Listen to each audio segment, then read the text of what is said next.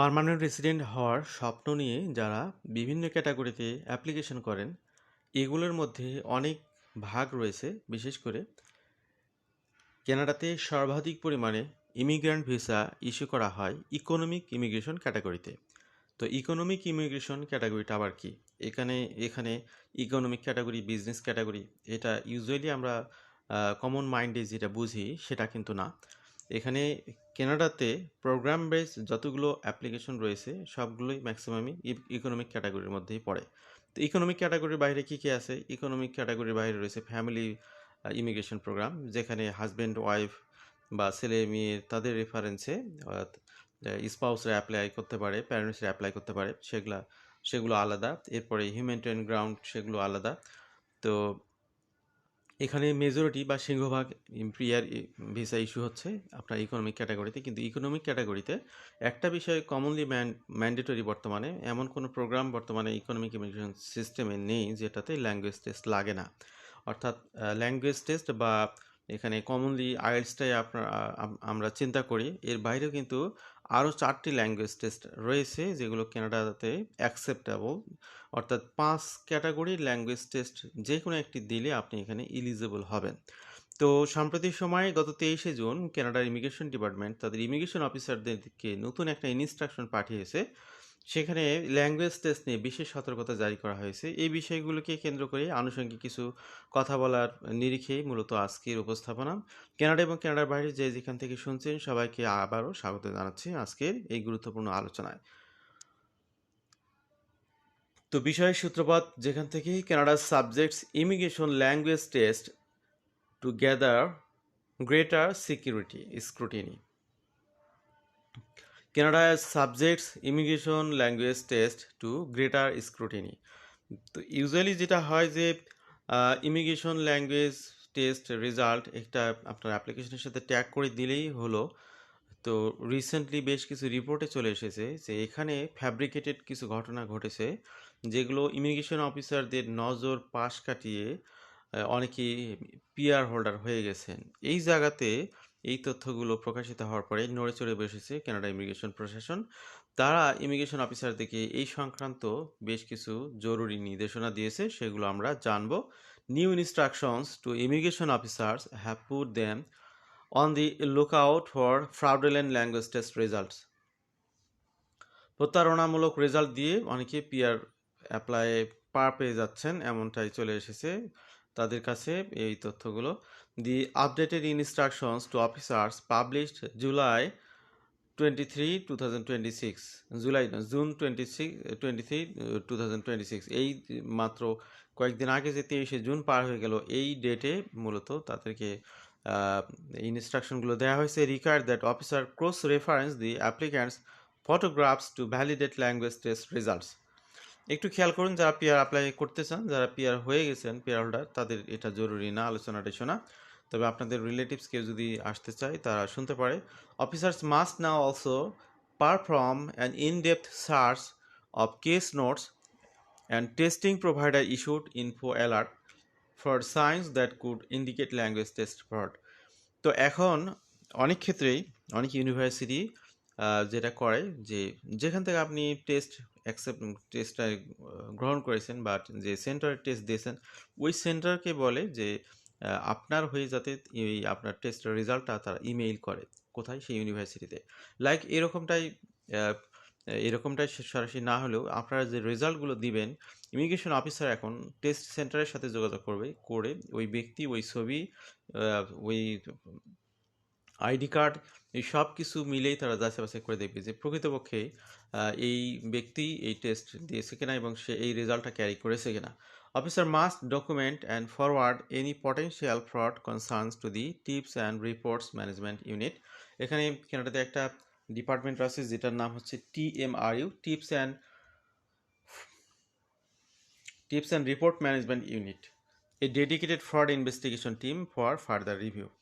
এখন তাদের কাছে মূলত এই ডকুমেন্টগুলো ফরওয়ার্ড করবে ইমিগ্রেশন অফিসাররা। তারা যাচাই বাছাই করে দেখবে যে তিনি যে ল্যাঙ্গুয়েজ টেস্টের রেজাল্টটা দিয়েছেন সেটা সঠিক কিনা। The updated instructions require officers to perform this verification at all stages of application processing and prior to rendering a decision. তো ফাইনালি একটা পিয়ারের ডিসিশন দেওয়ার আগে এই তথ্যগুলো যাচাই করা হবে সকল স্টেজে। None of the above procedure were specified in the previous version of the instruction to officers. আগের ইনস্ট্রাকশনে কিন্তু এগুলো ছিল না, নতুন করে এগুলো দেওয়া হয়েছে। In another departure from the previous instructions, নতুন করে আরেকটা বিষয় তারা কার্যকরী করতেছে, সেটা হলো যে আপনাকে ইমিগ্রেশন ডিপার্টমেন্ট জানাবে যে তুমি যেই ল্যাঙ্গুয়েজ টেস্টের রেজাল্টটা দিয়েছো এটা আমরা সঠিকভাবে যাচাই করতে মানে যাচাই করে দেখেছি যে এটা সঠিক না, সেক্ষেত্রে তোমার ভাষ্য কি। তখন আপনি হয়তো ইমিগ্রেশন অফিসারের কাছে একটা নোট দিবেন, ঠিক আছে তোমরা যেহেতু ওটা অ্যাকসেপ্ট করতেছো না, আমি তাহলে নতুন করে একটা রেজাল্ট দিচ্ছি, তোমাদেরকে নতুন করে টেস্ট রেজাল্ট দিচ্ছি। তো এই সুযোগটা আগে দেয়া হতো, এখানেও তারা একটা ব্যারিয়ার দিয়েছে। যখন তারা দেখলো যে একজন ব্যক্তি একবার প্রতারণা করে ফেলেছে, তখন তার উপর আর কোনো আস্থা রাখতে চাচ্ছে না ইমিগ্রেশন ডিপার্টমেন্ট, সেক্ষেত্রে পুরো কেসটাই ক্যান্সেলেশন করে দেওয়া হবে, পুরো ফাইলটাই ক্লোজ করে দেওয়া হবে। There is no mention of providing applicants with the option to taking a second language test under visa office supervision. তো সেকেন্ড ল্যাঙ্গুয়েজ টেস্ট দেওয়ার আর সুযোগ দেওয়া হবে না। The updated instruction specify that if a conclusion of fraud is reached, the application may be refused or misrepresentation in accordance with procedural fairness requirement. তো এবার আমরা আসি ল্যাঙ্গুয়েজ রিকোয়ারমেন্ট, যে আপনাদেরকে বলেছিলাম যে এখানে 5টি ল্যাঙ্গুয়েজ টেস্টের সুযোগ রয়েছে। এবার আমরা এইগুলো একটু অ্যানালিসিস করব। Canada has long required economic immigration applicants to demonstrate minimum language proficiency through a government-approved third-party test. The scores of approved third-party language tests are converted to a standardized 12-point scale. তো এখানে কানাডার CLB সিস্টেমে 12টা category রয়েছে, সেগুলোই সাধারণত convert করা হয় সিএলবিতে। মানে এই 12টা ক্যাটাগরির মধ্যে আপনারা যেটাই দেন সেটা এটার মধ্যে কনভার্ট করা হয়। ফর ইংলিশ আর ফ্রেঞ্চের যে টেস্ট রয়েছে এগুলোকে এই সিস্টেমে তারা ক্যালকুলেশন করে। Generally immigration programs require minimum language proficiency score of 7 for workers with occupations in management or requiring university education. এখানে 7 বলতে IELTS 7 না, CLB 7 এ IELTS ইকুইভ্যালেন্ট সবগুলো মেটে 6 করে পাওয়া। or 5 for workers with occupations in skilled trade requiring college education. Proposed reforms to express entry candidate Canada's flagship system for selecting permanent residents would set minimum score 6 for candidate across all occupations. তো সামনে একটা পরিবর্তন আসবে express এন্ট্রিতে, সেখানে যেটা করা হবে এখন যেটা সিএলবি 7 আছে সেটা সিএলবি 6 আনা হবে সকল এক্সপ্রেস এন্ট্রি প্রোগ্রামের জন্য। সেক্ষেত্রে অনেক ব্যক্তিরাই এক্সপ্রেস এন্ট্রিতে কোয়ালিফাই করতে পারবেন। Most programs award additional points for higher score giving candidate with higher language test result a greater chance of being selected. Official language proficiency tests are valid for 2 years from the date of the test and generally must be valid at the time of application is received by Immigration, Refugee and Citizenship Canada. তো এখন বর্তমানে 5টি language test Canada immigration department accept করে। এখানে number 1 যেটা সেটা হলো Canadian English language proficiency index program, যেটাকে বলা হয় CELPIP। তো যারা কানাডা থেকে শুনতেছেন, কানাডাতে যারা আছেন তারা কানাডা গভর্নমেন্টের উদ্ভাবিত এই টেস্টটা দিতে পারেন। এই টেস্ট আবার পৃথিবীর অন্য দেশগুলোতে কাজে লাগাতে পারবেন না। যদি আপনি শক্তপোক্তভাবে কানাডাতেই থাকেন তাহলে কানাডার এই ল্যাঙ্গুয়েজ টেস্টটাই দিতে পারেন, আপনার জন্য এটা সুবিধাজনক হবে।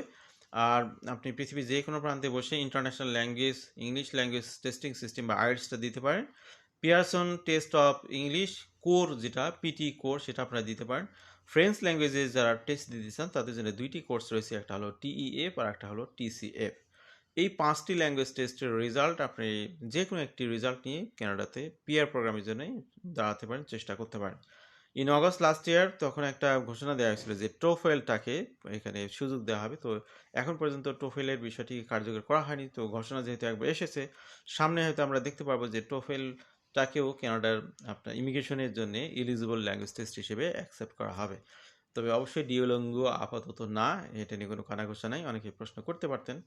তো আরেকটা বিষয় এখানে বলি, স্টুডেন্ট ভাই বোন যারা শুনতেছেন, যারা অলরেডি কানাডাতে আছেন এবং যারা আসবেন, রিসেন্টলি অনেক স্টুডেন্টদের সাথে আমরা যখন কথা বলছি, আমাদের রানিং অনেকগুলো স্টুডেন্ট, তারা আসলে জানে না যে তারা কানাডাতে আসতেছেন পড়াশোনার জন্য। পড়াশোনা শেষ করে তারা যখন পোস্ট গ্রাজুয়েশন ওয়ার্ক পারমিটের জন্য আবেদন করবেন, তাদের যে ল্যাঙ্গুয়েজ টেস্ট লাগবে এই কথাটা তারা ভুলেই গেছেন বা জানেনই না, এবং রেগুলার অনেকে হয়তো এই বিষয়গুলো শেয়ার করে না। সেই বিষয়টি আমরা আজকে তুলে ধরছি যে আপনি যখন রেগুলার স্টুডেন্ট হিসেবে পড়াশোনা শেষ করবেন, তখন আপনি পোস্ট গ্রাজুয়েশন ওয়ার্ক পারমিটের যে আবেদন করবেন, সেই আবেদনে আপনার যে ক্লায়েন্ট ইনফরমেশন থাকবে, ঘর থাকবে, ক্লায়েন্ট ইনফরমেশন একটা বক্স থাকবে, সেটার মধ্যে আপনি আপনার ব্যক্তিগত যে তথ্যগুলো আপলোড করে থাকেন, সেই জায়গাতে আপনাকে ল্যাঙ্গুয়েজ টেস্টের রেজাল্টও আপলোড করতে হবে। সেটা আগের রেজাল্ট না, অবশ্যই আপডেট রেজাল্ট এখানে আপলোড করতে হবে। এই বিষয়টা আপনাদেরকে স্মরণ করিয়ে দিলাম। এটা কিন্তু ম্যান্ডেটরি, তা নাহলে আপনাদের অ্যাপ্লিকেশনটা প্রসেস হবে না। এখানে আরেকটা বিষয়, সেটা হলো যে ক্লায়েন্ট ইনফরমেশনে গিয়ে আপনি আলাদা আলাদা করে যদি আপনি আপলোড করতে চান, তাহলে শুধুমাত্র একটা ডকুমেন্ট আপলোড হবে। ধরুন যে ক্লায়েন্ট ইনফরমেশন ফর্ম একটা সেগমেন্ট হলো ইমিগ্রেশনে আপনি আপলোড করতে যাচ্ছেন। প্রথমে আপনি আইএলটিএস এর রেজাল্ট আপলোড করলেন, এরপর আপনি এনআইডি আপলোড করলেন, এরপরে আপনার স্টাডি পারমিটের আগে যে পড়াশোনা করছেন আপলোড করলেন। তাহলে কিন্তু আলাদা আলাদা আপলোডের ফলে একটাই কিন্তু আপলোড হবে। ক্লায়েন্ট ইনফরমেশন ফর্মে কিন্তু সবগুলো জয়েন্টলি আপলোড করতে হবে, আলাদা আলাদা করে না। তো আপনি কিভাবে মার্কস করবেন, সবার উপরে দিলেন আপনার পাসপোর্ট, তারপরে দিলেন আপনার ল্যাঙ্গুয়েজ টেস্টের রেজাল্ট, তারপরে আপনি এনআইডিটা দিলেন, তারপরে হচ্ছে আপনার কানাডাতে আপনার যে পড়াশোনা করেছেন সেটার প্রমাণ হিসেবে ট্রান্সক্রিপ্ট, মার্কশিট। এরপরে আনুষঙ্গিক আপনার আরও কোনো কিছু থাকলে আপনার পুলিশ ক্লিয়ারেন্স সার্টিফিকেট, আপনার মেডিকেল টেস্ট রেজাল্ট, এগুলো একসাথে ক্লায়েন্ট ইনফরমেশন মার্কস করে দেন আপলোড করবেন। তা না হলে অনেকেই ভুল করে, এগুলো ইমিগ্রেশনে পৌঁছায় না এবং অ্যাপ্লিকেশনগুলো রিফিউজ হয়। আজকের আলোচনাগুলো থেকে অনেকে উপকৃত হবেন আশা করি। বিশেষ করে স্টুডেন্টরা এখানে নতুন করে যারা পিআর আবেদন করবেন, তারা বিষয়গুলোতে সাবধান থাকবেন এবং যারা ফ্রড ল্যাঙ্গুয়েজ টেস্ট রেজাল্ট দিয়েছেন, তাদেরকে সাবধান করতে চাই। আপনাদের কারণে অনেকেরই সমস্যা হতে পারে। এই ধরনের কাজ থেকে বিরত থাকুন। এই ধরনের কিন্তু যারা রিয়েল জেনুইন ল্যাঙ্গুয়েজ টেস্ট দিয়েও এই ধরনের রেজাল্ট যদি আপনাকে জানায়, নোটিশ দেয়, তাহলে আপনার করণীয় কি? আপনি তাহলে চ্যালেঞ্জ করবেন এবং টেস্ট সেন্টারের সাথে আপনি যোগাযোগ করে তাদের সাথে যোগাযোগের একটা ওয়ে তৈরি করবেন যে আপনার ব্যাপারে যে ডিসিশন তারা নিয়েছে সেটা আসলে সঠিক না, ভুলে এই ধরনের তথ্য চলে এসেছে। ভালো থাকবেন সবাই, আল্লাহ হাফেজ, সালামু আলাইকুম।